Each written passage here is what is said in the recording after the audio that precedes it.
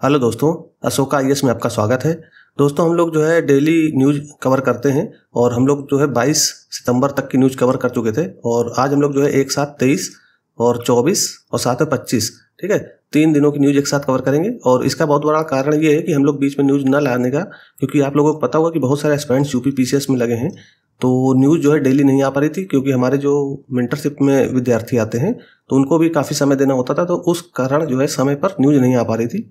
तो हम लोग कोशिश करेंगे कि जैसे ही 12 अक्टूबर को जो एग्ज़ाम होगा यूपी पीसीएस का, तो देखिए न्यूज़ कोई छूटेगी नहीं, थोड़ा लेट हो सकता है लेकिन आपकी न्यूज़ सारी कवर होगी और आप इस चीज़ से निश्चिंत रहिएगा। लेकिन फिर भी मैं आपको इसलिए बता रहा हूँ ताकि आपको ये लगे कि हाँ ठीक है, टाइम से चीज़ें मिल जाएंगी। आप बिल्कुल ये मत सोचिएगा। और हमारा जो उद्देश्य है कि 12 अक्टूबर से पहले जितनी न्यूज़ें हैं वो हो सकता है कि 1-2 दिन 3 दिन लेट हो, लेकिन इसके बाद 13 अक्टूबर से हमारा फिर से रेगुलर न्यूज़ कवर होने लगेगा और हम कोशिश करेंगे कि हम जो है डेली लेकर के आएँ, क्योंकि हमारे पास देखिए टीम नहीं होती है। टीम अगर होगी तो हम ये चीज़ें बहुत आसानी से कवर कर लें। हमारे पास टीम की कमी है। मैं अकेला और मेरे एक साथी जो है वो लोग जो है इस मेंटरशिप प्रोग्राम और इस यूट्यूब चैनल में आपसे जुड़े हुए हैं, तो हमारे पास टीम की कमी होने के कारण हम चीज़ें कवर थोड़ा लेट करते हैं। लेकिन हमारी कोशिश यही होगी कि हम जो है चीज़ें आसानी से और आपको बेहतर तरीके से रेगुलर दे दी जाए। तो आप जो है इससे निश्चिंत रहें, ये न्यूज़ डेली आती रहेगी, आप इसको पूरा देखिएगा, ठीक है। तो हम लोग जो है जैसे न्यूज़ कवर कर रहे थे ठीक वैसे ही करने वाले हैं जैसे पहले करते थे। हालांकि बीच में मैंने 21 और 22 सितंबर की जो न्यूज़ डाली थी वो मैंने टाइप करके डाली थी, आपने देखा होगा। तो कई सारे जो हमारे मेंटरशिप के विद्यार्थी वो रेगुलर इस न्यूज़ को देखते रहते हैं, तो उन्होंने बताया सर जो पहले करा रहे थे वैसे ही कराइए, क्योंकि वहाँ चीज़ें अच्छे से कवर होती थी, ठीक है। क्योंकि 21-22 को मैंने जो शॉर्ट फॉर्म में डाला था न्यूज़ को, तो कई एस्पिरेंट्स उसको बोल रहे थे कि सर इस तरह नहीं, डिटेल में ही लेकर के आइए जैसे पहले करा रहे थे। तो हम लोग पहले ही जैसे ला रहे थे वैसे ही कराएंगे। तो पहली न्यूज़ दोस्तों देखने वाले हैं जो 23 सितंबर की न्यूज़ है। 23 सितंबर, यहाँ 24 लिखा है दोस्तों, ये 25 है, ठीक है, 25, ये 24 हटा दीजिएगा। तो 23 सितंबर 2025 की न्यूज़ है। पहली न्यूज़ क्या है, व्यापार और वीजा तनाव के बीच जयशंकर और रूबियो की मुलाकात। रूबियो कहाँ के विदेश मंत्री कह सकते हो, उनके समकक्ष कह सकते हो। तो रूबियो जो है अमेरिका यानी यूएसए के विदेश मंत्रालय से इनकी जो है इनका संबंध रूबियो का, इनकी मुलाकात हुई। उद्देश्य क्या, बिगड़े संबंधों को सुधारना। बिगड़े संबंध किसके, बिगड़े संबंध यूएसए और भारत के, ठीक है। तो भारत यूएसए के संबंध आप देख ही रहे हो, दिन पर दिन बिगड़ते जा रहे हैं। तो उसी संदर्भ में ये मुलाकात हुई थी। तो हमारे जो मतलब की चीज़ वो हमें कवर करनी है कि उद्देश्य क्या था, बिगड़ते संबंधों को सुधारना। दूसरा, साथ ही क्वाड सम्मेलन की तारीख तय करना। आपको पता होगा कि अगला क्वाड सम्मेलन भारत में होने की संभावना है, तो वो उसकी तारीख सुनिश्चित की जाएगी। आपको ये भी पता होना चाहिए कि क्वाड में 4 कंट्री आपस में मिलती हैं, तो यूएसए हो गया और इंडिया, ऑस्ट्रेलिया और इसके अलावा जापान, ठीक है। तो ये 4 कंट्रियां आपस में एक मंच पर आकर मिलती है, उस मंच का नाम क्या है, क्वाड। और यहाँ पे सामाजिक, ठीक है, और सामरिक, राजनीतिक, सांस्कृतिक, ये जो है ज़्यादा इन पे फोकस होता है कि इन मुद्दों पर बात की जाए। सबसे ज़्यादा इनमें सामरिक मुद्दे शामिल होते हैं, सामरिक, और साथ ही साथ जो है आपका राजनीतिक, ठीक, भू राजनीतिक बोल सकते हो। तो भू राजनीतिक मुद्दे और सामरिक मुद्दे ये दोनों कवर होते हैं इस क्वाड सम्मेलन में, ठीक। तो क्वाड की तारीख जो है, क्वाड आपको पता ही होगा कि अगला क्वाड जो है भारत में होने वाला, तो उसकी तारीख को लेकर के आपस में रूबियो और हमारे जो विदेश मंत्री जयशंकर साहब वो आपस में मुलाकात किए और इसकी तारीख तय पर भी बातचीत हुई है। फिर भारत अमेरिका संबंध में देखिए, भारत अमेरिका संबंध आपको मैंने पहले भी बताया कि विदेश जो हमारा IR है, इंटरनेशनल रिलेशन, उसमें भारत की विदेश नीति में क्या क्या चीज़ें जुड़ेंगी वो तो आपको पढ़ना ही है। साथ में इंडिविजुअल, जैसे भारत अमेरिका का संबंध हो गया, भारत चीन का संबंध हो गया, भारत पाकिस्तान के संबंध हो गए, तो जो चर्चा में होंगे वो यूपीएससी आसानी से पूछ लेता है और आपको पता भी नहीं चलता है, क्योंकि आप न्यूज़ पढ़ते नहीं हो, न्यूज़ देखते नहीं हो। अगर न्यूज़ देखो रेगुलर तो आपको चीज़ें आसानी से कवर हो जाएंगी। तो हमारा मेन जो उद्देश्य है वो भारत अमेरिका संबंध का पढ़ने का है कि यूपीएससी में यहाँ से क्वेश्चन कैसे बन सकते हैं। अभी मैं दिखाऊंगा कि मेंस में क्वेश्चन किस प्रकार बन सकता है भारत अमेरिका संबंध में। तो भारत अमेरिका संबंध में जब भी पढ़ो तो रक्षा और सामरिक संबंध भारत अमेरिका के संदर्भ में, इसके अलावा प्रौद्योगिकी और नवाचार के संदर्भ में पढ़ना चाहिए भारत अमेरिका संबंध को। आर्थिक और व्यापारिक, भारत और अमेरिका के बीच आर्थिक संबंध कैसे हैं, व्यापारिक संबंध कैसे हैं।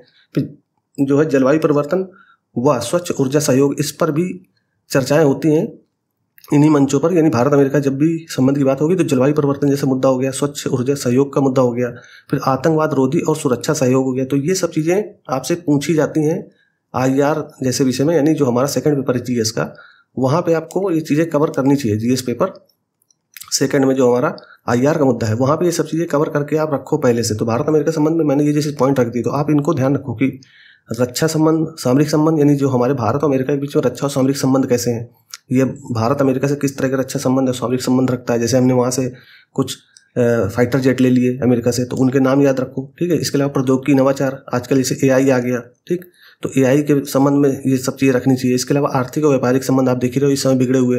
फिर जलवायु परिवर्तन और स्वच्छ ऊर्जा सहयोग, आतंकवाद रोधी और सुरक्षा सहयोग, ये मुद्दे भारत अमेरिका संबंध में आपको कवर करने चाहिए।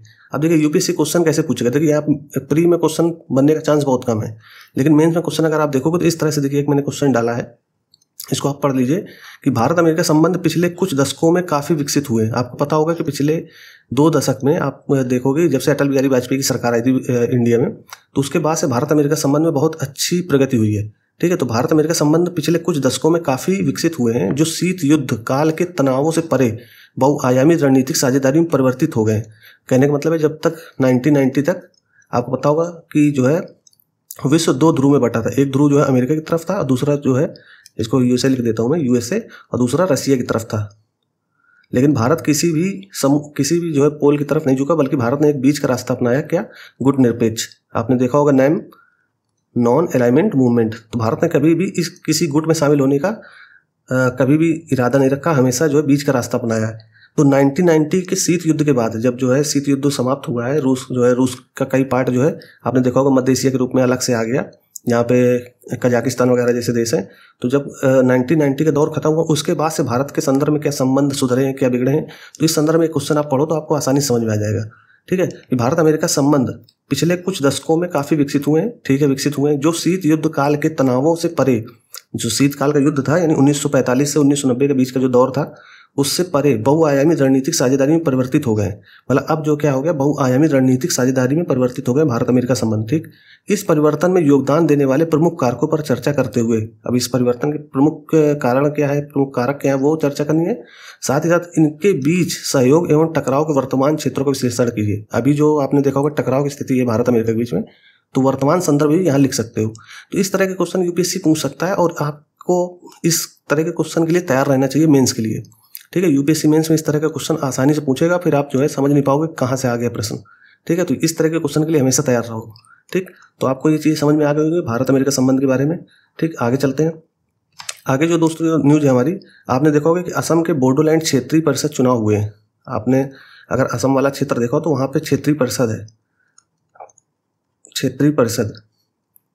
अब कहोगे ये क्या है, तो आपको संविधान की 5वीं और 6वीं अनुसूची पता होगा। तो 6वीं अनुसूची के तहत कुछ अनुसूचित क्षेत्र निर्धारित किए जाते हैं, जिसमें असम, यानी असम हो गया, और त्रिपुरा, मेघालय और मिजोरम। तो ATM स्क्वायर मैंने आपको पहले भी बताया है कि 6वीं अनुसूची में इन 4 राज्यों के क्षेत्रीय अनुसूचित क्षेत्र आते हैं। तो अनुसूचित क्षेत्र में कुछ चुनाव भी होते हैं, जैसे असम में 3 क्षेत्र हैं। अभी मैं आगे ये भी सब चीज़ें कराऊंगा, आप थोड़ा धैर्य से सुन लो कि 6वीं अनुसूची में जो 4 राज्य हैं, उन 4 राज्यों में अनुसूचित क्षेत्र हैं। उन अनुसूचित क्षेत्र में समय समय पर चुनाव होते हैं। जिस तरह से राज्यों में चुनाव होते हैं, ठीक उसी तरह से चुनाव होते हैं उन क्षेत्रीय परिषदों के। तो उन क्षेत्रीय परिषदों का मतलब क्या है, वो स्वायत्त होते हैं। उन अनुसूचित क्षेत्र में स्वायत्त संस्था होती है, वो अपना खुद का चुनाव करते हैं। फिर उसमें राज्यपाल की भूमिका, वो आगे में आने वाले, ये बोडोलैंड का जो चुनाव हुआ है, ये बोडोलैंड क्षेत्र कहाँ है, ये अनुसूचित क्षेत्र है असम का। ठीक है, तो इस क्षेत्र में चुनाव हुए हैं, जिसमें 72% से अधिक का मतदान हुआ। ये तो न्यूज़ थी। तो ये आपको पता होना चाहिए 6वीं अनुसूची। पहली बात तो 6वीं अनुसूची में कौन कौन से राज्य शामिल होते हैं और इन राज्यों में कितने अनुसूचित क्षेत्र हैं। तो इन 4 राज्यों में 10 अनुसूचित क्षेत्र हैं, याद रखना। ठीक, असम में 3 और त्रिपुरा में 1 और मिजोरम में 3 और मेघालय में 3। तो 3 और त्रिपुरा में 1 है और असम में 3 है, यानी ये 10 अनुसूचित क्षेत्र हैं। असम में मैं लिखे दे रहा हूँ, असम में 3 अनुसूचित क्षेत्र हैं। इसके अलावा जो है त्रिपुरा में 1 है, मिजोरम में 3 अनुसूचित क्षेत्र हैं और मेघालय में भी 3 है। अब उसमें से असम में एक जो अनुसूचित क्षेत्र है, बोडोलैंड क्षेत्रीय परिषद। ठीक, तो इसी का चुनाव हुआ है अभी। इसमें 72% से अधिक मतदान हुआ है। ठीक, तो इतना याद रखना कि ये 6वीं अनुसूची के तहत एक अनुसूचित क्षेत्र है, जिसका चुनाव अभी हाल में हुआ है। अब ये जो बोडोलैंड है, यानी BTC, बोडोलैंड, ये BTC का जो फुल फॉर्म अगर देखोगे तो ये BTC भूटान की सीमा से लगे 5 जिलों वाले PTR पर शासन करता है। BTC एक्चुअल में वहाँ की पार्टी है, ये BTC कह सकते हो, वहाँ की जो काउंसिल है।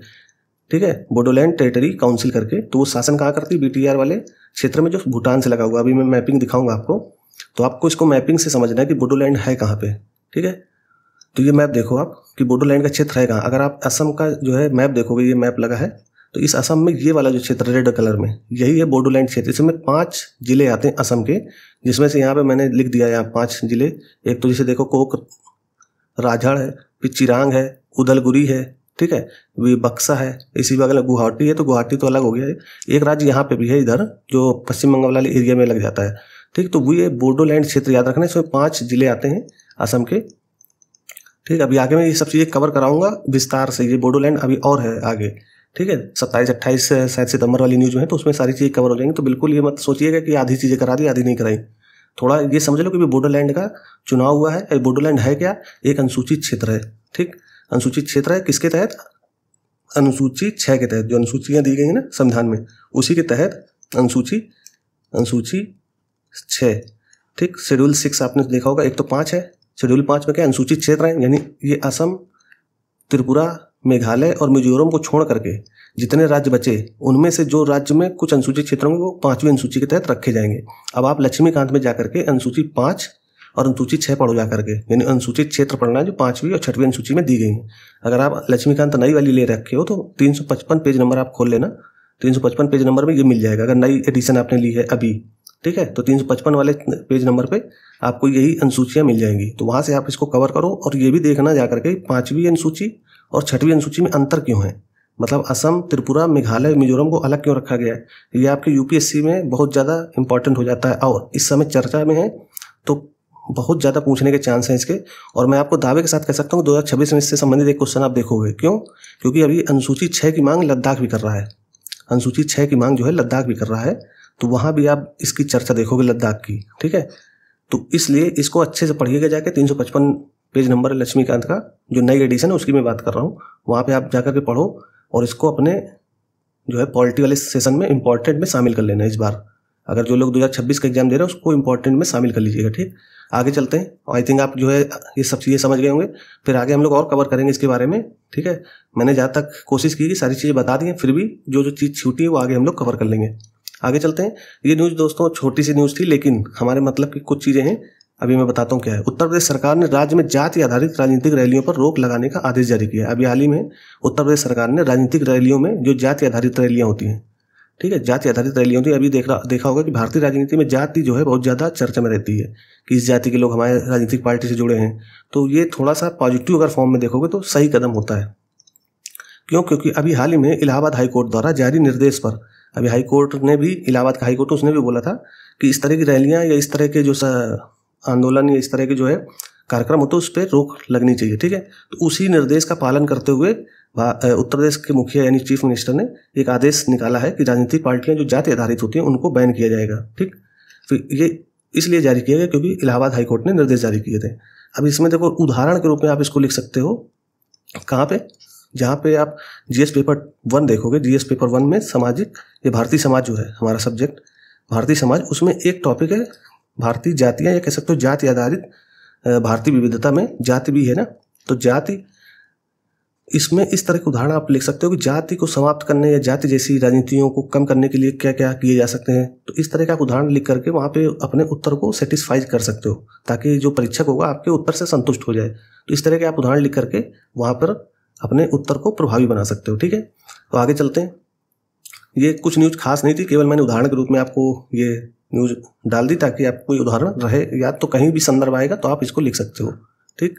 आगे ये पर्यावरण से जुड़ी हुई एक न्यूज़ थी, पर्यावरण, ठीक है। तो ये इंपॉर्टेंट हो जाता है अपने यूपीएससी में। आपको पता होगा कि लगभग 15 से 18 क्वेश्चन प्री में पूछे जाते हैं, किससे? पर्यावरण से। आपको पता होगा कि जो यूपीएससी प्री कराता है उसमें, यूपीएससी जो प्री कराता है उसमें आईएएस जो सिविल सर्वेंट हैं वो तो एस्पिरेंट्स हैं वो तो भाग लेते ही है, साथ में आईएफएस की तैयारी करने, इंडियन फॉरेस्ट सर्विस की तैयारी करने वाले भी इसी के तहत प्री दे देते हैं। तो एक ही पेपर होता है, तो आपको पता होगा पर्यावरण का वहाँ पे प्रभाव बढ़ जाता है। तो पर्यावरण वाले जो भी सेक्शन आएगा वो हम जरूर अच्छे से कवर करेंगे। जैसे ये बोनेट मकॉक था, बहुत ज़्यादा चर्चा में था। आप पीवाईक्यू देखोगे तो आपको पर्यावरण के क्वेश्चन बहुत अच्छे मिल जाएंगे। तो ये चर्चा में था, बोनेट मकॉक है तो ये बंदर, लेकिन आप देखोगे उत्तर भारत में जो बंदर मिलते हैं उससे थोड़ा सा अलग है, इसलिए मैंने इसको लिया है और ये इंपॉर्टेंट भी है इस 2026 के एग्जाम के पॉइंट ऑफ व्यू से। तो बोनेट मकॉक जो बंदर है वो चर्चा में था। क्यों चर्चा में था? तो अभी हाल ही में कर्नाटक और आसपास के क्षेत्र में काफ़ी जो है, क्योंकि इनकी संख्या भी ठीक ठाक है, तो इनसे जो जूनोटिक बीमारी है वो फैलने की आशंका जताएगी, तो इसलिए चर्चा में था। तो वो मैंने संदर्भ लिखा नहीं है, केवल चर्चा में था। आपको बोनेट मकॉक के बारे में जानना जरूरी है, ठीक है। तो पुरानी दुनिया के बंदरों की एक प्रजाति है, यानी पुरानी दुनिया के बंदरों की एक प्रजाति है, और दक्षिण भारत की मूल स्थानिक प्रजाति है। ध्यान रखना कि भारत की ही स्थानिक प्रजाति है, ठीक है। और निवास स्थल अगर देखोगे तो इसका पश्चिमी घाट है, मूलतः जो पश्चिमी घाट वाले क्षेत्र में रहते हैं। इसके अलावा शहरी और कृषि क्षेत्रों में भी ये देखे जाते हैं। इसका IUCN देखोगे तो सुवेद, सुवेद का मतलब वल्नरेबल, ठीक है, वल्नरेबल है, इसको आप देख लेना, वल्नरेबल ये सुभेद। और वन्य जीव संरक्षण अधिनियम 1972 की अनुसूची 1 में शामिल है। अब इसकी खास बात क्या है, ये बोनट मकॉक, इसमें अगर इसकी विशेषता देखोगे तो इसके देखो इधर में, अगर आप देखो मैं रेड कलर से इसको थोड़ा सा दिखाने की कोशिश करता हूँ ताकि आपको चीज़ें समझ में आ जाए। इस बंदर के इस तरफ देखो, ये देखो, तो ये ऐसे बीच से इसकी जो बाल वाली संरचना वो बीच से ऐसे कटी हुई है ना, बीच से तेरे नाम वाले स्टाइल में है ना। तो यहाँ के जो उत्तर भारत बंदर है वो इस तरह की विशेषता नहीं दिखती, तो इसके इसी मकॉक के कारण इसलिए इसको मकॉक बोलते हैं। बोनट की तरीके बना हुआ, बोनट की तरीके बना होता है, इसलिए इसको बोनट मकॉक बोलते हैं, ठीक है। तो इसकी एक विशेषता है। दूसरी विशेषता ये है कि 3 साल में वयस्क हो जाते हैं, ठीक है, 3 साल में वयस्क हो जाते हैं और 4 साल में ये प्रजनन की क्षमता रखने लगते हैं, यानी 4 साल के होने के बाद ये प्रजनन प्रक्रिया शुरू कर देते हैं। दूसरी बात ये है कि हमेशा ये झुंड में रहते हैं, ठीक है, ध्यान रखना है, झुंड में रहते हैं, कभी अकेले आपको बंदर जल्दी दिखेंगे नहीं, एक झुंड में ही दिखेंगे। तो बोनट मकॉक की ये विशेषता है। आप IUCN याद रखना और वन्य जीव संरक्षण याद रखना। और तीसरा सबसे इंपॉर्टेंट पॉइंट था, ये भारत का ही स्थानिक प्रजाति है, ठीक है, और इसका निवास स्थल कहाँ है, पश्चिमी घाट और शहरी कृषि क्षेत्रों में भी मूलतः पाए जाते हैं। तो ये थी बोनट मकॉक की विशेषताएं उसके बारे में। तो अगली न्यूज़ पे चलते हैं।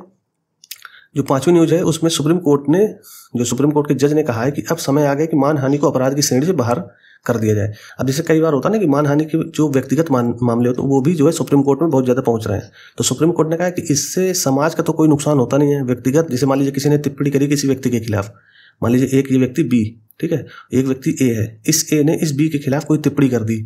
अब टिप्पणी की तो इस B का कोई, चूंकि राजनीतिक और पार्टियां आपस में टिप्पणियां करती रहती हैं और बहुत सारे ऐसे शब्द बोल देते हैं जो कहीं ना कहीं दूसरे सदस्य को प्रॉब्लम में पैदा करते हैं। तो ये सुप्रीम कोर्ट ने कहा कि इस B वाले व्यक्ति को अगर किसी ने टिप्पणी की तो उससे समाज का तो कोई नुकसान हुआ नहीं। जब समाज का नुकसान होगा, ये सार्वजनिक नुकसान होगा, तब हम मानहानि मानेंगे। व्यक्तिगत रूप से कोई छोटा मोटा जो है अपराध होता है तो इसको हम नहीं मानते। ये भी ध्यान रखना है कि जिसे इसके स्वास्थ्य पर कोई प्रभाव न पड़े, इस तरह की चीज़ें उन्होंने बोला कि मानहानि मामले इतने ज़्यादा आते हैं, इसको क्यों ना हम अपराध की श्रेणी से बाहर कर दें, क्योंकि अभी मानहानि का मामला लगते ही अपराध की श्रेणी में आ जाता है। तो वही एक संदर्भ था। तो ये सुप्रीम कोर्ट के जज ने कहा है कि अब समय आ गया है कि मानहानि को अपराध की श्रेणी से बाहर कर दिया जाए। यह टिप्पणी आपराधिक मानहानि कानून के अनियंत्रित उपयोग पर शीर्ष अदालत की चिंता को दर्शाती है। मतलब जो आपराधिक मानहानि कानून बना था उसमें बहुत ज़्यादा इसके बहुत ज़्यादा मामले आ रहे हैं, तो इसको एक तरीके से ये सुप्रीम कोर्ट ने कहा इसके मामले बहुत ज़्यादा दर्ज होते हैं। इससे क्या होता है, कोर्ट का समय खराब होता है। तो कोर्ट के जो महत्वपूर्ण मुद्दे हैं, ये महत्वपूर्ण मुकदमे, उस पर बात नहीं हो पाती, यही मुकदमे चलते रहते हैं मानहानि के, ठीक है। और इस प्रश्न को फिर से उठाती है कि क्या किसी निजी व्यक्ति द्वारा किसी व्यक्ति की मानहानि को अपराध माना जा सकता है, क्योंकि ये सार्वजनिक हित को प्रभावित नहीं करता। जैसे मैंने आपको बताया कि सार्वजनिक हित को जब तक प्रभावित नहीं करता तो हम मानहानि क्यों माने। तो यही मुद्दा था, आगे इसको समझते हैं। सुब्रमण्यम स्वामी बनाम भारत संघ मामला 2016 का एक मामला था, सुब्रमण्यम स्वामी बनाम भारत संघ मामला। इसमें क्या कहा था, शीर्ष अदालत ने आपराधिक मानहानि को संवैधानिक वैधता को बरकरार रखा था। जो हमारा आपराधिक कानून बना है ना मानहानि के लिए, तो उसकी संवैधानिक वैधता को बरकरार रखा था। किस मामले में, सुब्रमण्यम स्वामी बनाम भारत संघ मामला, ठीक। और इसे स्वतंत्रता के अधिकार पर एक उचित प्रतिबंध माना था। जो मानहानि का मामला होता है उसको स्वतंत्रता के अधिकार पर प्रतिबंध माना था। अब देखिए, जब मानहानि का मामला होता है तो कहीं ना कहीं जो स्वतंत्रता का अधिकार है वो भी प्रभावित होता है। तो सुप्रीम कोर्ट ने इसी संदर्भ को ध्यान में रखते हुए बोला है कि मानहानि का जो मामला है उसको क्यों ना अब हटा दिया जाए अपराध की श्रेणी से। क्यों हटा दिया जाए, क्योंकि कहीं ना कहीं वो स्वतंत्रता के अधिकार को प्रतिबंधित करता है, यानी अनुच्छेद 19(1)(1) का कहीं ना कहीं प्रतिबंध करता है। तो मौलिक अधिकार जब कम होंगे तो सुप्रीम कोर्ट स्वाभाविक है कि मूल अधिकार जैसे कम होंगे, क्योंकि मूल अधिकार में स्वतंत्रता का अधिकार का मतलब आप बोल भी सकते हो, किसी को कुछ कह भी सकते हो, बस ध्यान रखना है कि उसका स्वास्थ्य में कोई प्रभाव न पड़े और सार्वजनिक रूप से कोई गलत प्रभाव न पड़े। तो इस तरह के जो अधिकार होते हैं मूल अधिकार, तो इनका प्रतिबंध अगर लगा दिया जाता है तो कहीं ना कहीं जो मौलिक अधिकार है वो प्रभावित होंगे। और आपको पता होगा कि जो मूल अधिकार है वो संविधान की आत्मा है। अगर ये कमजोर होंगे, यानी जो है कहीं ना कहीं जो हमारा संविधान है वो कमजोर हो जाएगा, ये भारतीय लोकतंत्र कमजोर हो जाएगा, ठीक है। तो ये जो मूल भावना है स्वतंत्रता की, ये कमजोर पड़ रही है या कम हो रही है। तो इस संदर्भ में सुप्रीम कोर्ट ने कहा कि मानहानि जो मामला है उसको अब जो है आपराधिक मामले से हटा दिया जाना चाहिए। ये एक उन्होंने टिप्पणी की है, अभी हटाया नहीं है, ठीक है। तो ये मुद्दा था। और जो अनुच्छेद 19(1) ये है स्वतंत्रता का अधिकार। ध्यान रखना, इसको रिलेट करके यूपीएससी पूछ सकता है कि मानहानि वाले मामले में स्वतंत्रता का अधिकार प्रतिबंधित होता है। इस तरह कथन डाल करके आपको प्री में फंसा सकता है। तो ये ध्यान रखना, इस तरह के क्वेश्चन आने के चांस हो जाते हैं। तो 19(1) ए याद रखना, और स्वतंत्रता का अधिकार मानहानि के मामले से कैसे जुड़ा है, प्लस ये जो मामला है सुब्रमण्यम स्वामी बनाम भारत संघ मामला, इसको भी याद रखना 2016 का, क्योंकि यूपीएससी प्री में इसी तरह के कथन बना करके घुमा के पूछ लेता है, फिर फंस जाता है अभ्यर्थी। ठीक है, तो इस तरह के आप ध्यान रखोगे तो चीज़ें आसानी से हो जाएंगी। आगे चलते हैं। आपको पता होगा कि अभी जीएसटी बचत उत्सव जो 22 सितंबर से जीएसटी जो 2.0 है, जीएसटी 2.0 वो लागू हो गई है। ठीक है, अब इसके क्या प्रभाव होंगे ये तो बाद में देखने को मिलेगा, लेकिन भारत सरकार ने इसी जीएसटी 2.0 को लागू करने के दिन से जीएसटी बचत उत्सव मना रहा है। यानी अब ये बहुत सारी बचत होंगे इससे। जीएसटी 2.0 जो इसकी नई स्लैब लगी है ना 5% और 18%, 2 ही स्लैब लगी है, और कुछ उत्पादों में 40%। तीसरी स्लैब अगर पूछ लेगा यूपीएससी तो तीसरी स्लैब आपकी 40%, लेकिन मुख्यतः 5 और 18 ही है। तो 2 स्लैब मुख्यतः लगाए गए हैं, और जो पहले स्लैब थे उनको हटा दिया गया। यानी आपको पता होगा कि 12% और 28% इनको हटा दिया गया। तो ध्यान रखना, यूपीएससी इन्हीं पे खेल जाएगा। ठीक है, कि कौन सा स्लैब हटाया गया और कौन सा स्लैब जोड़ा गया है।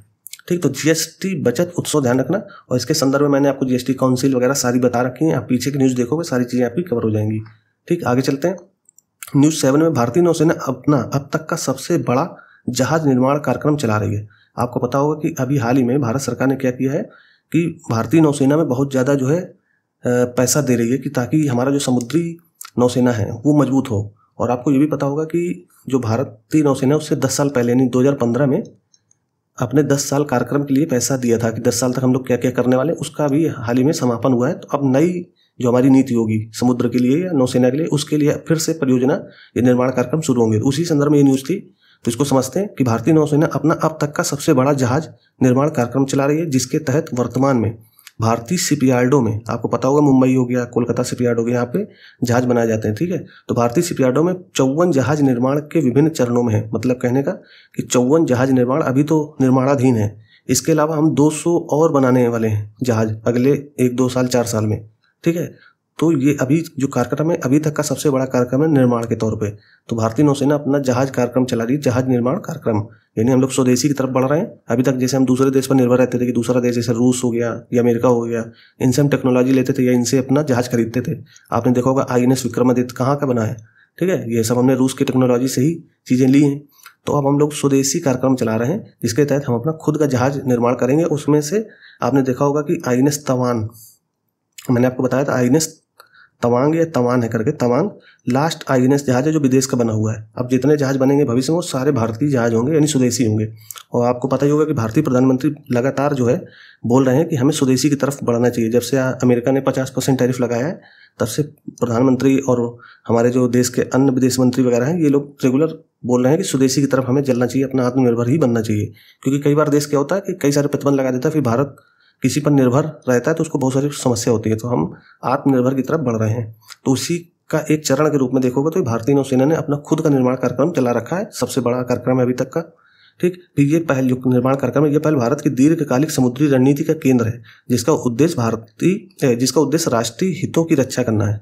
ठीक है, इसका उद्देश्य राष्ट्रीय हितों की रक्षा करना। ठीक, तथा चीन और पाकिस्तान से क्षेत्रीय चुनौतियों का मुकाबला करना। अब जहाज जितने ज़्यादा निर्माण होंगे तो हम इन जो हमारे लिए चुनौतियां हैं, कौन है चुनौती, हमारे लिए चीन है और पाकिस्तान। देखो पाकिस्तान को तो मैं चुनौती नहीं मानता हूं, लेकिन फिर भी क्योंकि पाकिस्तान के पीछे चीन खड़ा हो जाता है, तो जब चीन खड़ा होगा तो कहीं ना कहीं हमारे लिए दोनों देश चुनौती के रूप में उभरते हैं। ठीक, एक तो चीन अपना शक्ति का जो अहंकार है वो दिखाता है, और पाकिस्तान तो आपको पता ही है कि जब से परमाणु शक्ति बना है तब से ये भारत के खिलाफ ही रहता है। तो दोनों देश मिलकर भारत को हमेशा जो है दुश्मन मानते हैं, और ये कहीं ना कहीं जो है अपना रुख दिखा भी देते हैं। जैसे अभी भारत चीन के साथ अपने संबंध अच्छे कर रहा है, लेकिन चीन फिर देखिएगा अभी बीच में कुछ ना कुछ गड़बड़ करेगा। तो चीन पे भरोसा भी नहीं करना चाहिए। लेकिन ठीक है, हम लोग ब्रिक्स जैसे और SCO जैसे संगठन वगैरह में शामिल है, तो चीन के साथ हमें संबंध बनाने होते हैं। तो ये हमारे चुनौती भी है, चीन और पाकिस्तान। तो इनसे क्षेत्रीय चुनौतियों का मुकाबला करने के लिए भारत ने क्या किया है, अपना खुद का जहाज निर्माण कार्यक्रम चलाया है, ताकि हम अब जो क्या करेंगे, अपने स्वदेशी जहाज निर्मित करेंगे। फिर इंडियन ओशियन रीजन में, ठीक है, IOR में प्रथम प्रतिक्रियाकर्ता और पसंदीदा सुरक्षा साझेदार के रूप में स्थापित नौसेना भारत के सागर, आप ये पहले याद रखना, सागर का फुल फॉर्म क्या है, सिक्योरिटी एंड, ऐसे हो गया, and growth for all in the region. All in the region का मतलब जो इंडियन ओशियन रीजन है वहाँ पर इस दृष्टिकोण को आगे बढ़ाना है। कुल मिलाकर के जो हमारे आसपास के देश हैं इस सागर पहल का मेन ही उद्देश्य क्या है कि आसपास के रीजन में जितने देश हैं या जितने क्षेत्र हैं उनका क्या करना है, एक तो ग्रोथ करना है, जैसे श्रीलंका हो गया, ठीक है, मालदीव हो गया, ये हमारे जो है भाई भी कह सकते हो या सहयोगी कह सकते हो, छोटे भाई के तरीके होते हैं, तो इनकी रक्षा करना भी हमारा एक तरीके से कर्तव्य हो जाता है। भाई भूटान हो गया, ठीक। तो इस सागर प्रोजेक्ट के तहत ये सागर दृष्टिकोण को आगे बढ़ाने का मतलब क्या है कि हम इस क्षेत्र में यानी इंडियन ओशियन में क्या करेंगे, इन क्षेत्रीय जो क्षेत्र हैं इनका जो है रक्षा करना है। तो इसी को ध्यान में रख करके हम अपना क्या करा रहे हैं, अपना निर्माण कार्यक्रम चला रहे हैं। तो इसमें मेन उद्देश्य क्या है, ताकि हम प्रथम प्रतिक्रियाकर्ता बने, यानी इन छोटे देशों पर या इस रीजन पर, इंडियन ओशियन पर कोई दूसरा देश आक्रमण करता है या कुछ अपने दावे करता है तो हम तुरंत प्रतिक्रिया दे सकें।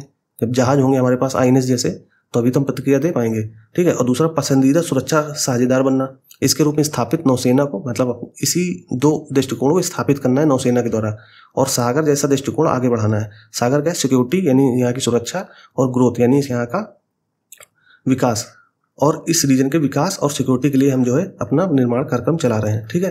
तो आप आई थिंक समझ गए होंगे। जो चीज़ न समझ में आए आप कमेंट किया कीजिए, तो कमेंट में हम सारे आंसर दे देंगे। आगे चलते हैं। समुद्री सुरक्षा बढ़ाना, देखिए इस जहाज निर्माण का मुख्य उद्देश्य क्या है, वो तो उद्देश्य एक तो है ही कि ये हमारे सागर और पसंदीदा सुरक्षा साझेदार और प्रथम प्रतिक्रियाकर्ता के रूप में उभरना है। लेकिन इसके अलावा जो जहाज निर्माण कार्यक्रम हो रहा है उसको अन्य उद्देश्य क्या हो सकते हैं, एक तो समुद्री सुरक्षा बढ़ाना, ठीक है, साझेदारों की क्षमता निर्माण करना, जो साझेदार है जैसे श्रीलंका, मालदीव, भूटान, म्यांमार जैसे साझेदार हैं, फिर क्षेत्रीय सहयोग को बढ़ावा देना, ठीक है। तो ये मेन उद्देश्य है। इसका लक्ष्य, जहाज निर्माण का लक्ष्य क्या है, भारत 2035 तक अपनी नौसेना की ताकत को 200 से अधिक युद्धपोतों और पनडुब्बियों तक बढ़ाने का लक्ष्य रखा है। मतलब हमारा जो लक्ष्य है, ध्यान रखना, 2035 तक 200 पनडुब्बी जहाज, ठीक है, इनको बढ़ाने का लक्ष्य रखा गया है। तो अभी जितने हैं उसमें 200 और जोड़ लो, 2035 तक इतने जहाज युद्धपोत हमारे नौसेना में शामिल हो जाएंगे। फिर INS तमाल, जैसे मैंने आपको बताया था, तमांग बताया था, वो तमाल है, ठीक। तो INS तमाल अंतिम विदेशी निर्मित युद्धपोत है जिसे 1 जुलाई को नौसेना में शामिल किया गया है। यानी जो INS तमाल है ये अंतिम जो है विदेशी निर्मित युद्धपोत है। अब जितने युद्धपोत बनेंगे वो सब भारतीय होंगे, ठीक। INS तमाल 8वां किरवाक श्रेणी का युद्धपोत भी है। अब ये किरवाक श्रेणी है, उसमें 8 युद्धपोत बनाए गए थे, उसी में से अंतिम जो युद्धपोत है वो INS तमाल है। ये जो है मैंने UPSC प्री के लिए लगा दिया है ताकि आपको याद रहे कि किरवाक श्रेणी का अंतिम जो है युद्धपोत कौन सा है, तो INS तमाल, ठीक है।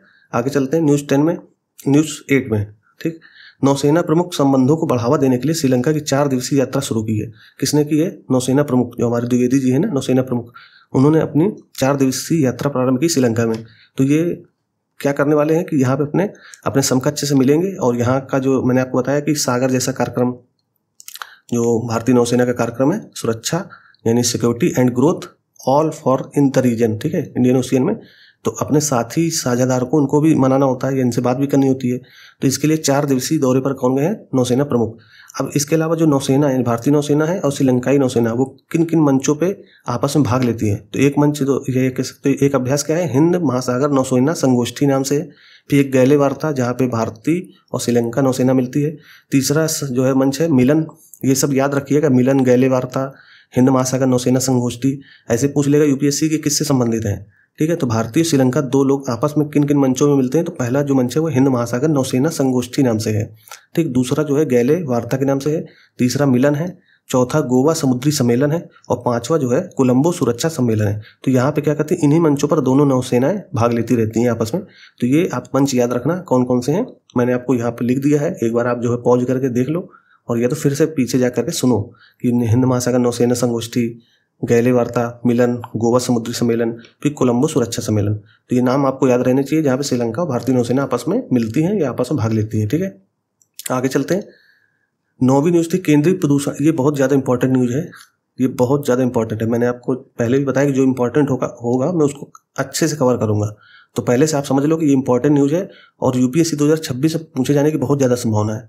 मतलब अगर जो है किसी UPSC मेंबर को ये न्यूज़ दिखी तो आपको ये जो है आपको 2026 के UPSC के प्री में आपको इससे क्वेश्चन मिलेंगे, ठीक है। ये देखिए मैं अनुभव से चीज़ें बोलता हूँ और मेरा पहले भी अनुभव रहा है कि करंट के क्वेश्चन जो मैंने गेस किए या मुझे लगा कि हाँ यहाँ से क्वेश्चन बन सकता है तो उसको मैं ज़रूर कवर करता हूँ और ज़रूर अपने नोट्स में शामिल करता हूँ।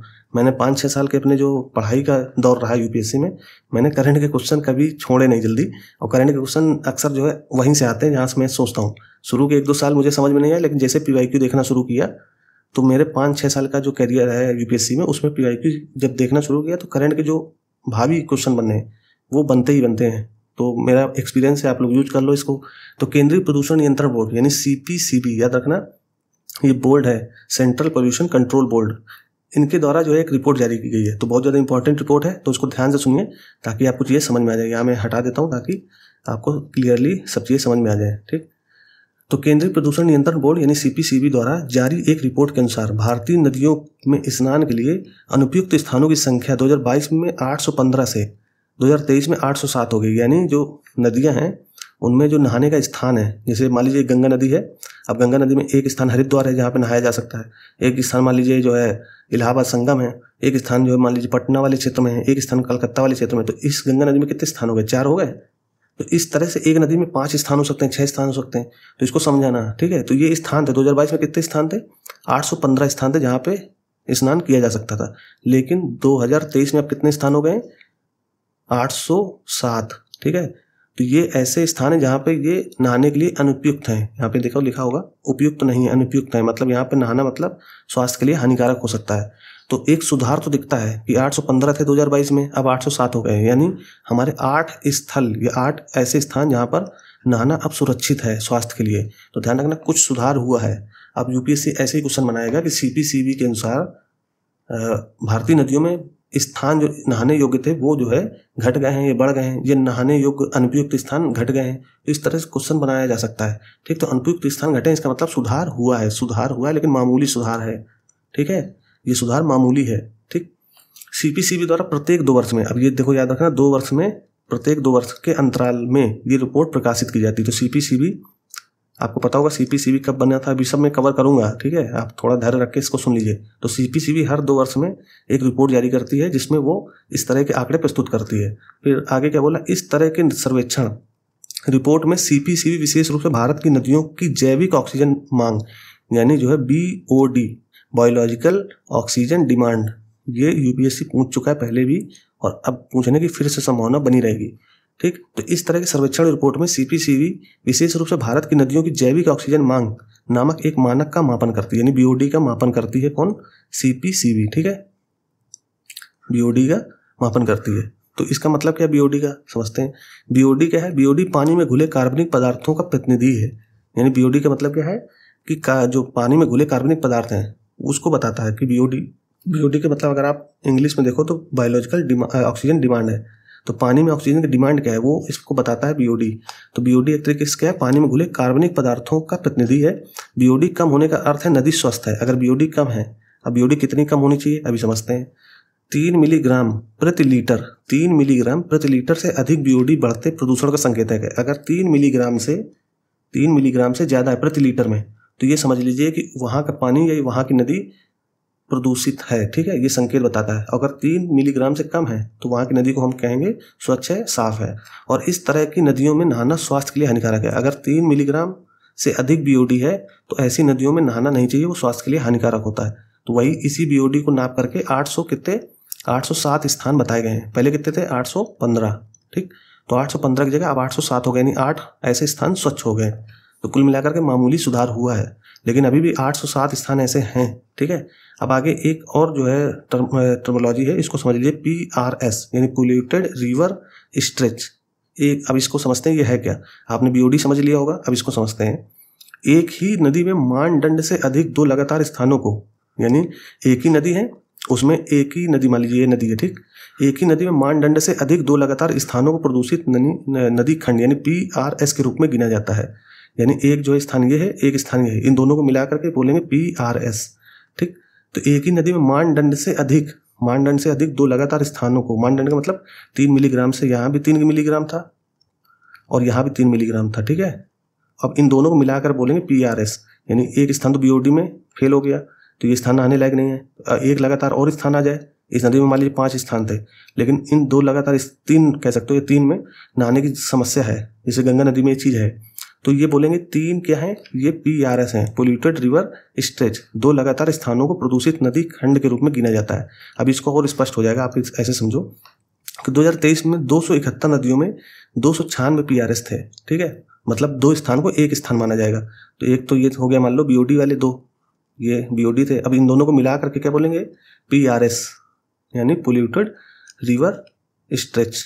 ठीक है, तो दोनों को मिला करके बोलते हैं PRS। तो 2023 में कितने थे, 271 नदियों का आकलन किया गया, जिसमें से 296 क्या थे, PRS यानी पोल्यूटेड रिवर स्टेज थे। और 2022 के 279 नदियों में 311 PRS थे, यानी यहाँ भी कुछ ना कुछ सुधार हुआ, पहले ज़्यादा थे अब कम हुआ है, यानी स्ट्रेच कम हुए हैं। अब इसमें कुछ आंकड़े दिए गए हैं, PRS टर्मिनोलॉजी आप याद रखना, इसके अलावा BOD याद रखना, और BOD का क्या मापन है वो भी ध्यान रखना, कितने पे हम प्रदूषित कहेंगे, कितने पे प्रदूषित नहीं कहेंगे। ठीक, फिर महाराष्ट्र में सबसे ज़्यादा PRS अगर महाराष्ट्र के देखोगे तो 54 है इस साल के आंकड़े अगर देखो 2023, क्योंकि जो आंकड़ा अभी जारी किया गया वो 2023 के लिए जारी किया गया। ठीक है, तो 2023 में महाराष्ट्र में सबसे ज़्यादा PRS 54 थे। उसके बाद केरल, इनके आंकड़े याद रखना, महाराष्ट्र के बाद केरल, फिर मध्य प्रदेश और इसके बाद मणिपुर है, यानी महाराष्ट्र फिर केरल और फिर मध्य प्रदेश और मणिपुर है, यहाँ पे PRS सबसे अधिक थे। फिर इसके अलावा तमिलनाडु, उत्तर प्रदेश, उत्तराखंड में प्राथमिकता 1 में सबसे अधिक संख्या थी किसकी, PRS की। अब कहोगे ये क्या है प्राथमिकता 1, ये भी समझ लेते हैं प्राथमिकता 1 क्या है। अभी मैंने बताया कि 3 मिलीग्राम से अधिक जिस नदी में BOD होगा तो सबसे मतलब वो प्रदूषित नदी होगी, लेकिन जिस नदी में 30 मिलीग्राम से भी ज़्यादा हो, 30 अभी तो 3 मिलीग्राम है, अगर 30 मिलीग्राम या उससे ज़्यादा हो तो उसको बोलते हैं प्राथमिकता 1, यानी यहाँ तुरंत इस नदी को स्वच्छ करने की जरूरत है, नहीं तो यहाँ के जीव, यहाँ के जलीय जीव, यहाँ की जो पारिस्थितिकी, यहाँ की विविधता, ये सब समाप्त हो सकती है। तो इनको प्राथमिकता 1 में रखा जाता है ऐसी नदियों को, तो ध्यान रखना। तो ऐसी नदियाँ कहाँ पे हैं, तमिलनाडु में हैं, जो सबसे गंदी हैं, कह सकते हो 30 मिलीग्राम BOD से ज़्यादा। ठीक है, तो तमिलनाडु, उत्तर प्रदेश, उत्तराखंड में प्राथमिकता 1 में, प्राथमिकता 1 का मतलब है कि सबसे ज़्यादा सुधार करने की जरूरत है। ठीक है, तो प्राथमिकता 1 में सबसे अधिक संख्या थी, यानी 5 ऐसे PRS थे। ठीक है, तो ध्यान रखना ऐसी नदियाँ कहाँ कहाँ थी, तमिलनाडु में, उत्तर प्रदेश में और उत्तराखंड में। तो 30 मिलीग्राम प्रति लीटर से अधिक BOD वाले PRS को प्राथमिकता 1 में माना जाता है, मैंने अभी आपको बताया था, यानी सबसे प्रदूषित, और इसलिए इसमें तत्काल सुधार की आवश्यकता होती है। ठीक है, तो आप आई थिंक समझ गए होंगे कि ये प्राथमिकता 1 क्या है और प्राथमिकता 1 PRS क्या है और PRS क्या है, BOD क्या है, ये सारी चीज़ें मैंने आपको समझा दी हैं। थोड़ा और इसके आंकड़े ये भी समझ लिए। 2023 के नवीनतम मूल्यांकन की तुलना में 2023 में PRS की संख्या ज़्यादा थी, यानी 2022 में देखेंगे तो PRS की संख्या ज़्यादा थी, अब कम हुई, यानी सुधार हुआ है। तो 2023 में कितने थे, 37, और 2022 में पहले कितने थे, 45, यानी 45 से अब हम लोग 37 पे आ गए हैं, यानी PRS में सुधार हुआ है। ठीक है, फिर CPCB नदियों, अब ध्यान रखना कि CPCB केवल नदियों का आकलन नहीं निकालता है, कौन कौन सी वाटर बॉडी जिनका आकलन CPCB करता है, तो नदियों के अलावा किसकी करता है, झीलों की, खाड़ियों की, नालों की, नहरों की, इनका आकलन करता है। जो वाटर बॉडी है उनमें केवल नदियाँ नहीं आती। तो ध्यान रखना UPSC ऐसे पूछता है कि CPCB जो अपना द्विवार्षिक आकलन रिपोर्ट जारी करती है वो केवल नदियों के लिए जारी करती है, तो वहाँ फंस जाओगे। ध्यान रखना ये झीलों के लिए भी होती है, खाड़ियाँ यानी गल्फ के लिए भी होती है, नालों के लिए भी होती है। ठीक है, नाले का मतलब ये नाले नहीं जो आपके होते हैं। ठीक है, फिर इसके अलावा नहर, जो बड़े नाले होते हैं, जैसे दिल्ली जैसे शहरों में आपने देखा होगा बड़े नाले होते हैं, तो यहाँ का भी BOD चेक किया जाता है, किसके द्वारा, CPCB के द्वारा, कि यहाँ का BOD क्या है। ठीक है, क्योंकि यहाँ पे भी बहुत सारे छोटे छोटे जीव इन पर निर्भर होते हैं, नाले जो बड़े नाले होते हैं यहाँ पे भी कई सारे जलीय जीव आते हैं, तो वो पारिस्थितिकी जो तंत्र उसका निर्माण करते हैं, तो ये BOD यहाँ का भी चेक करता है, कौन, CPCB। तो ध्यान रखना UPSC यहाँ से क्वेश्चन पूछ सकता है, मैंने आपको सारी चीज़ बता दी हैं। ठीक है, आगे चलते हैं। न्यूज़ जो 10 थी दोस्तों, प्रधानमंत्री उज्ज्वला योजना चर्चा में थी। आपको उज्ज्वला योजना, उज्ज्वला मैंने यहाँ पे देखो जो है 2 बार लिखा है, तो ये वाला सही होता है। ठीक है, इसलिए मैंने इसको कोष्टक में डाल दिया था आपको बताने के लिए, क्योंकि मुझसे भी गलती हुई थी, तो आप इसको ध्यान रखना, उज्ज्वला ऐसे लिखा जाता है जो नीचे लिखा है। तो प्रधानमंत्री उज्ज्वला योजना चर्चा में है, शुरुआत कब हुई थी, 1 मई 2016 को। आप कहोगे चर्चा में क्यों थी, तो अभी हाल ही में प्रधानमंत्री के मंत्रिमंडल ने एक जो है सुझाव, एक जो है प्रस्ताव को मंजूरी दे दी है, जिसमें उज्ज्वला योजना को अगले 2-3 साल के लिए बढ़ाया गया, जिसमें 25 लाख और सिलेंडर बांटे जाएंगे इसी उज्ज्वला योजना के तहत। तो उज्ज्वला योजना इसलिए चर्चा में थी, हमें अपना संदर्भ समझना है UPSC के संदर्भ में। ठीक है, तो UPSC में पूछ सकता है प्रधानमंत्री उज्ज्वला योजना के बारे में। तो शुरुआत कब हुई थी, 1 मई 2016 को। तो ध्यान रखना इसके 9 साल हो गए हैं, तो 2026 में इसके 10 साल हो जाएंगे। ठीक है, और हमारा एग्जाम कब है, 24 मई को। तो इसके पूछे जाने की बहुत ज़्यादा संभावना, इसलिए मैंने इसको शामिल किया है। ठीक है, तो 1 मई 2016 यानी बलिया से, बलिया आपको पता होगा उत्तर प्रदेश का एक जिला है, तो वहाँ से इसको लॉन्च किया गया था प्रधानमंत्री उज्ज्वला योजना को। इसका उद्देश्य क्या है, BPL परिवारों को LPG कनेक्शन प्रदान करना, और दूसरा इसका उद्देश्य ये भी कि जो हमारी महिलाएं हैं ग्रामीण क्षेत्र की, उनका जो स्वास्थ्य संबंधी जो भी स्वास्थ्य संबंधी दिक्कतें आ रही थी उसके संदर्भ में, स्वास्थ्य नली के संदर्भ में कह सकते हो, फेफड़े संबंधी, क्योंकि धुएं में या कह सकते हो लकड़ी के या कंडों के जलाने से ये उपले जलाने से क्या होता था कि उनके फेफड़ों में पोल्यूशन भर जा रहा था। तो उन महिलाओं की स्वास्थ्य को देखते हुए ये योजना चालू की गई थी 2016 में। कहाँ से? उत्तर प्रदेश के बलिया जिले से 1 मई 2016 को। उद्देश्य क्या था? बीपीएल यानी बिलो द पॉवर्टी लाइन परिवारों को एलपीजी कनेक्शन प्रदान करना है।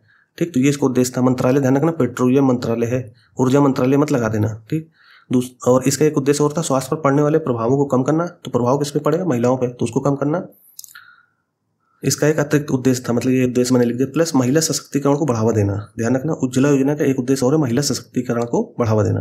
तो ये ध्यान रखना प्रधानमंत्री उज्ज्वला योजना पूछा जा सकता है। तो ये फैक्ट थे जो मैंने बता दिया आपको प्री के उद्देश्य से। और आप उदाहरण के रूप में भी लिख सकते हो, महिला सशक्तिकरण का कोई क्वेश्चन आता है तो वहाँ पर आप ये उदाहरण लिख सकते हो कि महिला सशक्तिकरण के संदर्भ में या महिला सशक्तिकरण के विकास में प्रधानमंत्री उज्ज्वला योजना ने बहुत अच्छा काम किया है। इससे बहुत सारी ग्रामीण महिलाओं के पास क्या हो गया, सिलेंडर आ गया। तो बहुत सारी स्वास्थ्य जैसे विकार जो होते थे श्वसन संबंधी, वो कहीं ना कहीं कम हुए हैं। ठीक है, आगे चलते हैं। न्यूज़ 11, फ्रांस और अन्य देश संयुक्त राष्ट्र में फिलिस्तीन राज्य को मान्यता देने की तैयारी में है।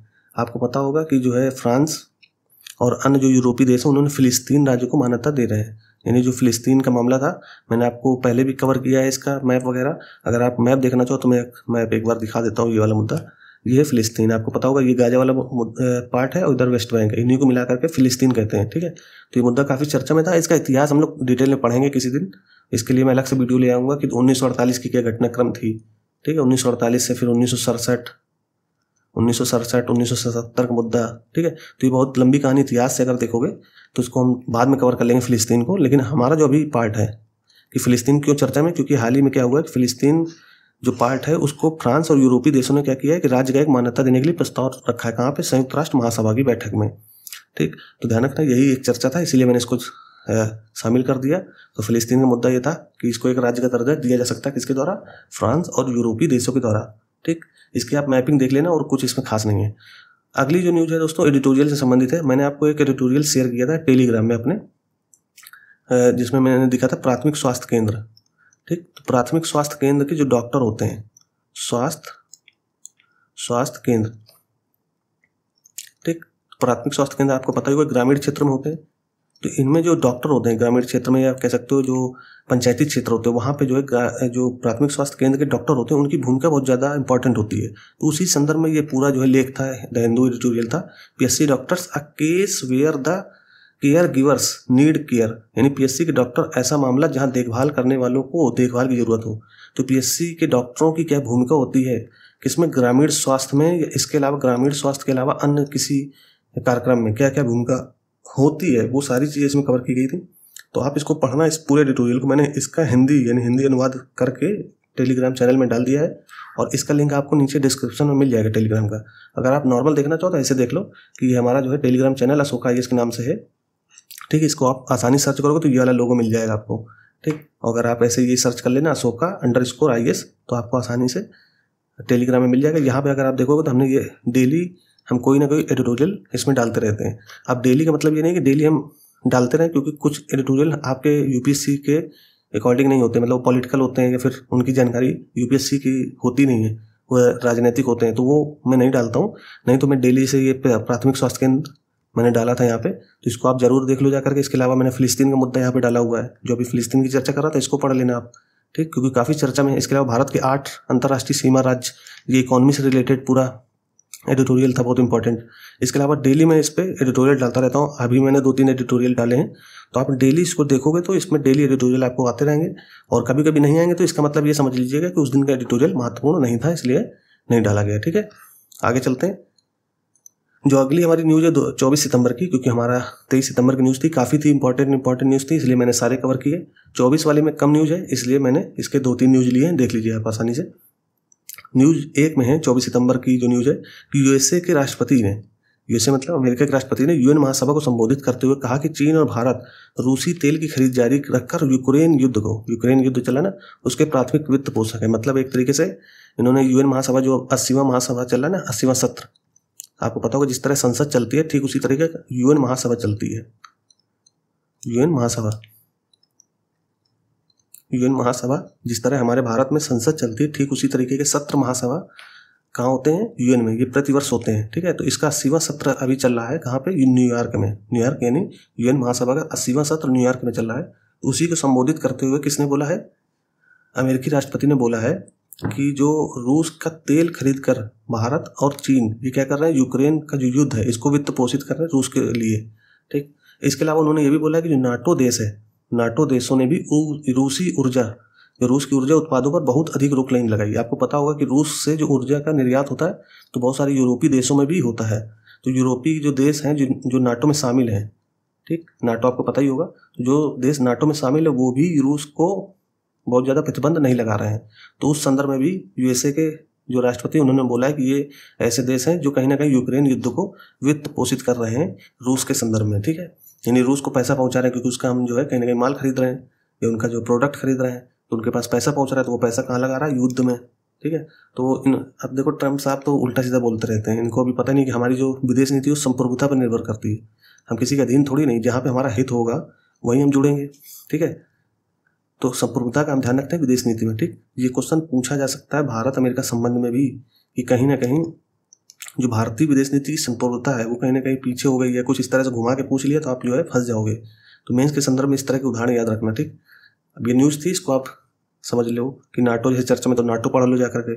इसके अलावा जो आज के वैश्विक भू राजनीतिक जो संकट है उसमें सबसे बड़ा मुद्दा क्या है, एक तो खाद्य सुरक्षा है, खाद्य सुरक्षा, और दूसरा आप देखोगे तो ऊर्जा सुरक्षा है।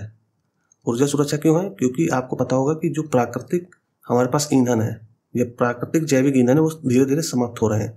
और जो भू राजनीतिक जो संकट है उसके कारण इनमें जो इनका जो निर्यात आयात होता था इसमें भी बाधा आ रही है। तो ऊर्जा सुरक्षा भी बहुत बड़ा मुद्दा है आज के वैश्विक संदर्भ में। और दूसरा सबसे बड़ा मुद्दा है खाद्य सुरक्षा, ठीक है। तो ऐसे मुद्दे आपके विदेश नीति या IR वाले टॉपिक में जुड़ जाने चाहिए। तो ऐसे मुद्दों को ध्यान में रख करके जब हम रूस से तेल खरीद रहे हैं तो हमारी ऊर्जा सुरक्षा का जो मुद्दा है, क्योंकि अगर हमने मान लो तेल नहीं खरीदा तो हमारे देश में ही इकोनॉमिक कुछ ना कुछ प्रॉब्लम आ सकती है। तो हम अपने देश को देखेंगे या दूसरे देश को देखेंगे।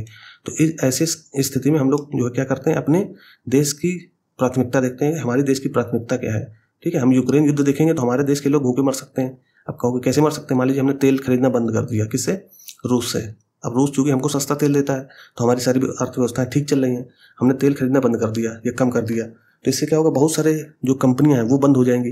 वो बंद होगी तो एम्प्लॉयमेंट कम हो जाएगा, एम्प्लॉयमेंट कम होगा तो क्या होगा, सीधा सीधा भारतीय अर्थव्यवस्था डाउन हो जाएगी। तो ये सब कारण होते हैं जहाँ पे हमारी अर्थव्यवस्था टिकी हैं। तो हम अपने हित देखेंगे, ना कि हम दूसरे देश का ये देखेंगे कि हमारी वजह से ये प्रॉब्लम आ रही है, ठीक है। तो हम अपने पहले हित देखते हैं, तब हम दूसरे देश का हित सोचते हैं, ठीक। फिर इसके अलावा न्यूज़ 2 है, ये मुद्दा ऐसे समझ लीजिए कि ये मेंस के पॉइंट ऑफ व्यू से पूछा जा सकता है और कुछ घुमा करके यूपीएससी प्रीलिम्स से भी पूछ सकता है, ठीक है। जैसे अभी मैंने आपको कुछ बताया कि इससे ही प्रभावित होगा, इससे ही प्रभावित होगा, तो यूपीएससी में इस तरह के क्वेश्चन पूछे जाते हैं, ठीक। आगे चलते हैं। न्यूज़ 2 में फिलिस्तीन की मान्यता और बदलती वैश्विक गतिशीलता। अभी मैंने आपको पीछे फिर से बताया कि मैंने एडिटोरियल शेयर किया हुआ है फिलिस्तीन का, उसको आप पढ़ लोगे तो ये सारे घटनाक्रम आपको समझ में आ जाएंगे और सरल शब्दों में दिया हुआ है एडिटोरियल, उसको आप जो है डाउनलोड करके पढ़ सकते हो, ठीक। यूएन महासभा में हालिया घटनाक्रम अभी मैंने आपको बताया ही था, ठीक है। फिर द्विराष्ट्र समाधान क्या है, द्विराष्ट्र समाधान का मतलब इजराइल हो गया और साथ में फिलिस्तीन। तो ये दो अगर साथ में देश बन जाते हैं तो द्विराष्ट्र समाधान यही मुद्दा है कि जो इजराइल ने फिलिस्तीन को कब्जा कर रखा है, या कह सकते हो वेस्ट बैंक और गाजा वाले क्षेत्र को कब्जा कर रखा है, ये अपना प्रभाव वहाँ छोड़ रखा है, तो एक जो फिलिस्तीन राज्य बन सकता है वो नहीं बन पा रहा है। तो अगर ये फिलिस्तीन बन जाता है तो 2 राष्ट्र हो जाएंगे, एक इजराइल हो जाएगा, एक फिलिस्तीन हो जाएगा। तो द्विराष्ट्र समाधान यही है, ठीक है। उसको आप एडिटोरियल पढ़ लोगे तो आपको आसानी से सब चीज़ें समझ में आ जाएंगी, ठीक है। तो फिलिस्तीन वाला मुद्दा वहाँ से आप कवर कर लो। इसके अलावा इसकी मैपिंग आप समझ लो। मैंने आपको बताया कि फिलिस्तीन है क्या। फिलिस्तीन यहाँ देखोगे आप, यहाँ पे गाजा स्ट्रिप है, गाजा पट्टी है, इधर देखो आप, मैं कलर चेंज करके दिखाता हूँ आपको, आई थिंक ये ठीक रहेगा। ये गाजा वाला क्षेत्र है, ये आप देखो, यहाँ से ऐसे गाजा है, ये वाला क्षेत्र, इसको बोलते हैं गाजा पट्टी। और इधर आप देखोगे तो ये वेस्ट बैंक है, ये वाला क्षेत्र, ठीक है। तो ये गाजा पट्टी और इधर ये जो है वेस्ट बैंक, ये दोनों को मिला करके ही फिलिस्तीन बोलते हैं। इन दोनों को मिला दो तो फिलिस्तीन राज्य यही है, ठीक है। तो फिलिस्तीन राज्य के लिए ये मुद्दा चर्चा में था, इसलिए मैंने मैपिंग बता दी आपको, और पहले भी मैंने आपको मैपिंग बताई थी, तो ये क्षेत्र याद रखना, ठीक। इसके अलावा कुछ इंपॉर्टेंट इसमें क्षेत्र हो सकते हैं, जैसे यहाँ पे जॉर्डन है, डेड सी है, इसकी आप जो है मैपिंग जरूर करिए। और हमारी जो मैपिंग सीरीज है वो भी हम लोग जो है कंटिन्यू करेंगे। अभी यूपीपीसीएस का पेपर है इसलिए वो थोड़ा सा रुका हुआ है समय के कारण से। तो अभी हम लोग ये जब शुरू करेंगे मैपिंग वाली सीरीज तो सारी चीज़ें यहाँ कवर हो जाएंगी। मैं सारे मुद्दे जो साल भर चर्चा में रहते हैं वो सारे क्षेत्र कवर करा दूंगा वहाँ पे। ठीक है, तो हमारा जो मेन उद्देश्य वो 24 मई 2026 है, उससे पहले सारी चीज़ें कवर हो जाएंगी। ठीक है, तो मैपिंग देख लेना एक बार। गाजा और वेस्ट बैंक और इजराइल का क्षेत्र आपको पता ही है। ठीक है, जॉर्डन, इधर इजिप्ट है, फिर यहाँ पे देखोगे तो आप जो है यहाँ नीचे यहाँ पे स्वेज नहर, फिर यहाँ पे अकाबा की खाड़ी वगैरह है। तो ये सब चीज़ें मैंने जो है पहले भी न्यूज़ में कवर कराई, तो ये सब चीज़ें हैं आपके उसमें पिछली न्यूज़ों में। ठीक, अगली न्यूज़ जो है दोस्तों, भारत अगले महीने मेगा ड्रोन अभ्यास कोल्ड स्टार्ट, याद रखना इसका नाम, कोल्ड स्टार्ट आयोजित करेगा। कहाँ पे आयोजित करेगा अभी देखते हैं। सेना, नौसेना, वायुसेना ड्रोन और काउंटर ड्रोन प्रणालियों का परीक्षण करने के लिए अक्टूबर के पहले सप्ताह में एक संयुक्त अभ्यास करेंगे। और ये कहाँ पे होगा संयुक्त अभ्यास? तो ये जो है एमपी के आई थिंक भोपाल वाले क्षेत्र में होगा। इसको आप जो है देख लेना। इसका ये जरूर याद रखना कोल्ड स्टार्ट क्या है। ठीक है, कोल्ड स्टार्ट नाम याद रखना। ये सेना, नौसेना, वायुसेना तीनों मिलकर के ड्रोन अभ्यास करेंगी। कहाँ पे?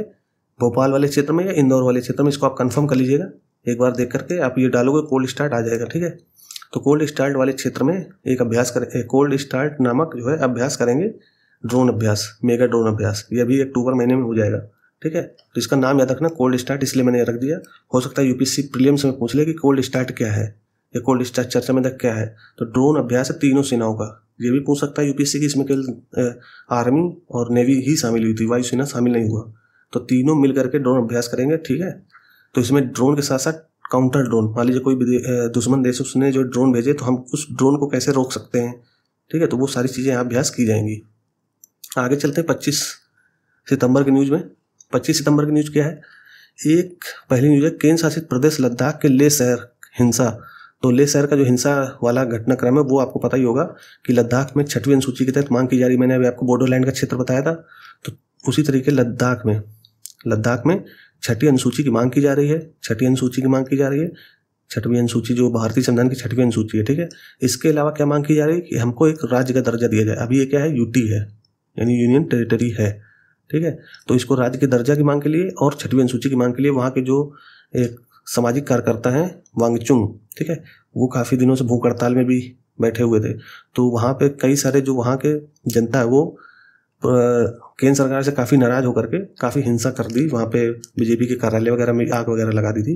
तो ये घटनाक्रम पूरा था। तो अब इसको समझते हैं कि ये घटना राज्य का दर्जा, ठीक है, मैंने आपको बताया राज्य का दर्जा और जनजाति दर्जे मतलब 6वीं अनुसूची के तहत बताया ना आपको जनजाति क्षेत्र। तो जनजाति दर्जे की संवैधानिक सुरक्षा यानी 6वीं अनुसूची की मांग को लेकर चल रहे विरोध प्रदर्शन के बीच हुआ है। ठीक है, तो लद्दाख में हिंसा हुई है, तो ये संदर्भ था। तो इसमें ये 6वीं अनुसूची और राज्य का दर्जा, इसको जरूर कवर कीजिएगा जाकर के कि किसी यूटी को या किसी क्षेत्र को राज्य का दर्जा कैसे दिया जाता है और 6वीं अनुसूची और 5वीं अनुसूची में क्या है।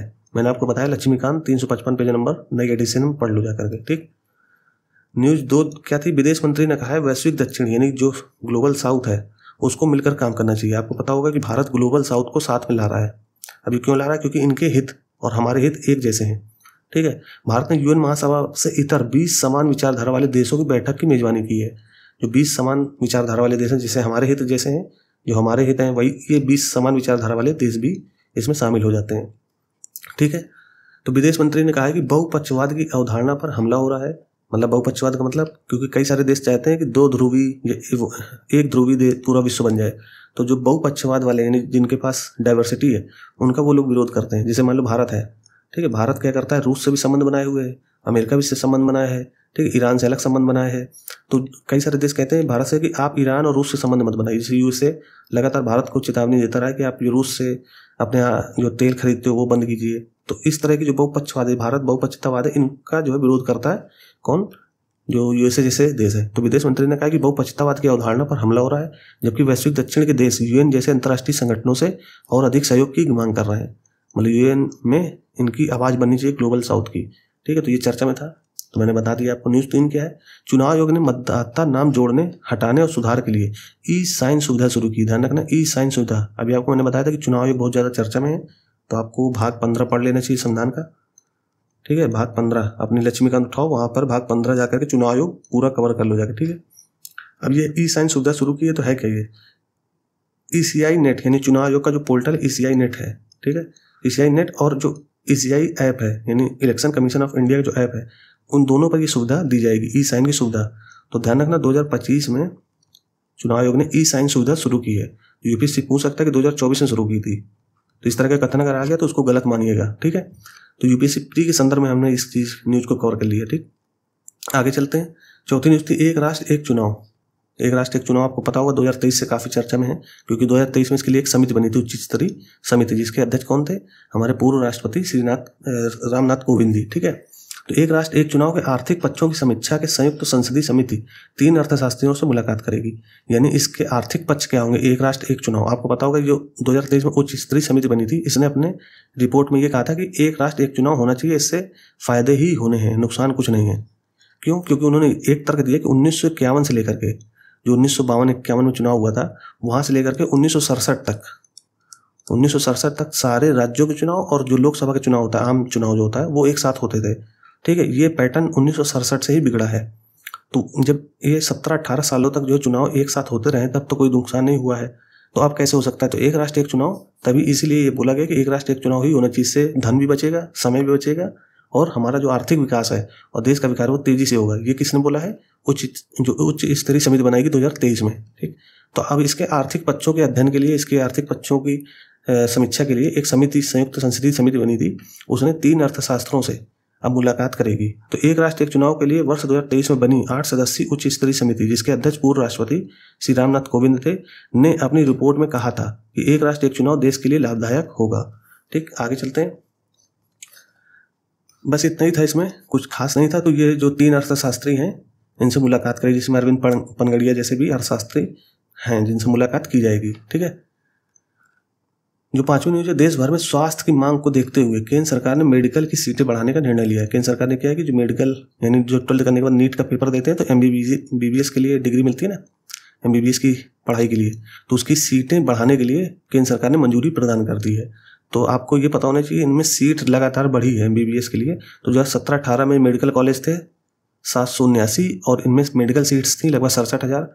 आपको ये आंकड़े बिल्कुल याद नहीं रखने हैं। मेरा कहने का मतलब था कि ये रेगुलर सीटें भी बढ़ी हैं और रेगुलर कॉलेज भी बढ़े हैं। यूपीएससी आपसे पूछ सकता है कि इनमें जो है मेडिकल कॉलेज कम हो गए हैं और इनकी सीटें बढ़ रही हैं, उल्टा लिख सकता है, ठीक है। तो ये दोनों बढ़ी हैं, लगातार बढ़ी हैं पिछले, अगर आप देखोगे 5-6 सालों का पूरा ये पैटर्न, क्योंकि यूपीएससी इसी तरह पूछता है कि पिछले 5 वर्षों में ये बढ़ा है, ये घटा है। तो ध्यान रखना कि मेडिकल सीटें रेगुलर बढ़ी हैं। हालांकि ये न्यूज़ पूछने का बहुत कम चांस है, लेकिन यूपीएससी इस तरह के क्वेश्चन पूछता रहा है पीछे विगत वर्षों में, तो हम ये क्वेश्चन छोड़ नहीं सकते, ठीक है। तो मेडिकल सीट लगातार बढ़ी हैं। अगर आप देखोगे 2017-18 में बढ़ी थी, 2022-23 में बढ़ी, अब 2025-26 में फिर से बढ़ रही हैं, ठीक है। तो अब 808 मेडिकल कॉलेज हो गए हैं और इतने सीट हो गए 1,23,000 के आसपास, ये मान लो 1,25,000 के आसपास सीटें हैं मेडिकल की। तो ये हमारे लिए अच्छी न्यूज़ भी है। क्यों? क्योंकि इससे क्या होगा कि हमारा जो स्वास्थ्य के संदर्भ में बहुत सारी कमियां हैं वो फुलफिल हो जाएंगी, ठीक है, डॉक्टरों के आने से, ठीक है। क्योंकि अभी क्या है कि 1 लाख मरीजों में कितने डॉक्टर होने चाहिए? 10 या आई थिंक 100 होने चाहिए। तो उस हिसाब से 10,000 में 1 होना चाहिए, 10,000 में 1 डॉक्टर। और अभी हाँ, इंडिया में कुछ और जो है आंकड़े हैं इसके, आप इसको UN की वेबसाइट में देखना। UN की वेबसाइट में दिया गया कि कितने मरीजों पर या कितने जनसंख्या पर कितने डॉक्टर होने चाहिए, और भारत की स्थिति क्या है ये गूगल करके आप देख लो, ठीक है। ये आंकड़े आपको पता होने चाहिए कि भारत में क्या स्थिति है, और UN का जो कह सकते हो आदर्श स्थिति है जनसंख्या और डॉक्टर के अनुपात की, उसको भी आप देख लेना कि जो हमारा है ना वैश्विक स्वास्थ्य संगठन यानी WHO, ठीक है, UN नहीं WHO, इसकी वेबसाइट में जाकर के देखोगे तो आपको आसानी से चीज़ें मिल जाएंगी कि WHO ने एक जो है गाइडलाइन जारी की थी कि इतने डॉक्टरों में इतने जनसंख्या के लिए इतने डॉक्टर होने चाहिए, यानी एक डॉक्टर कितनी जनसंख्या के लिए है, उसको आप जो है WHO की वेबसाइट में या गूगल में भी कर सकते हो। आप AI वगैरह भी यूज किया करो, ChatGPT हो गया, पर्सप्लेक्टिव हो गया, ठीक है, या फिर जो है ग्रोक वगैरह हो गया, इनको यूज करोगे तो यहाँ से भी आपको न्यूज़ें सही जानकारी मिल जाएगी। वैसे ChatGPT का जो पेड वर्जन है मैं भी यूज करता हूँ उसको, तो आप जो है उसको पेड वर्जन यूज करो उसको, क्योंकि उसका सस्ता प्लान है। जो भी ग्रामीण क्षेत्र के बच्चे वो तो यूज नहीं कर सकते, तो फ्री वाले में भी बहुत अच्छी न्यूज़ें मिल जाती है, लेकिन पेड वाले में बेहतर स्थिति में चीज़ें मिल जाती हैं, ठीक है। तो जो भी साथी अगर पेड वर्जन यूज कर सकते हैं, लगभग आई थिंक 400 रुपये का ये है पेड वर्जन प्रति माह का, तो इसको आप एक बार यूज करके देखो, आपको खुद समझ में आ जाएगा। आगे चलते हैं। एक न्यूज़ थी दोस्तों, ये केवल नाम याद रखना, लेनाकापाविर, ये HIV रोकथाम के लिए दवा है, HIV रोकथाम के लिए दवा है, इसका नाम याद रखना, लेनाकापाविर, ठीक है। ये नाम याद रखना, बस इसलिए मैंने डाल दिया था, लेनाकापाविर। यूपीएससी पूछ सकता है क्या है, तो HIV रोकथाम की एक दवा है, ठीक है। इसको बनाया किसने है? तो हैदराबाद स्थित दवा निर्माता कंपनी गिलियड साइंसेज द्वारा निर्मित की गई है। तो ये HIV रोकथाम के लिए पूर्णतः रोकथाम नहीं करता, इसको कम करता है, ठीक है। तो ये लेना का पाविर, इसका नाम याद रखना, लेना का पाविर। तो ये आई थिंक न्यूज़ यहाँ तक हो गई हमारी 25 सितंबर तक। आगे जो दोस्तों हम लोग न्यूज़ देखेंगे वो 26 सितंबर से देखेंगे, ठीक है। 26 सितंबर से 29 सितंबर तक। तो जो भी आगे न्यूज़ आएगी आपको यहाँ से मिल जाएगी। तो अभी हमारा जो उद्देश्य है वो यहाँ तक आप कवर कर लीजिए, यानी 23 से आपका 25 सितंबर तक। इसको आप पूरा मैंने आपको कवर करा दिया है, इसको आप देख लो। और फिर हम लोग जो है 26 तारीख से 29 तारीख तक कवर कर लेंगे, ठीक। तो उसकी आपको वीडियो भी हाल ही में जारी कर दूंगा मैं, तो उसकी भी वीडियो मैंने जो है बना के रखी हुई है और अपलोड करना है बस, ठीक है। तो वो आपको मिल जाएगी थोड़ी देर बाद। तो अभी आप ये देख लो, फिर हम लोग जो है 26 से 29 तक की न्यूज़ देखने वाले हैं।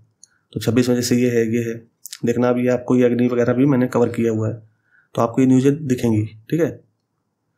तो आज नहीं रखते हैं दोस्तों, फिर मिलेंगे आपसे दूसरे पार्ट में। तब तक के लिए नमस्कार और धन्यवाद।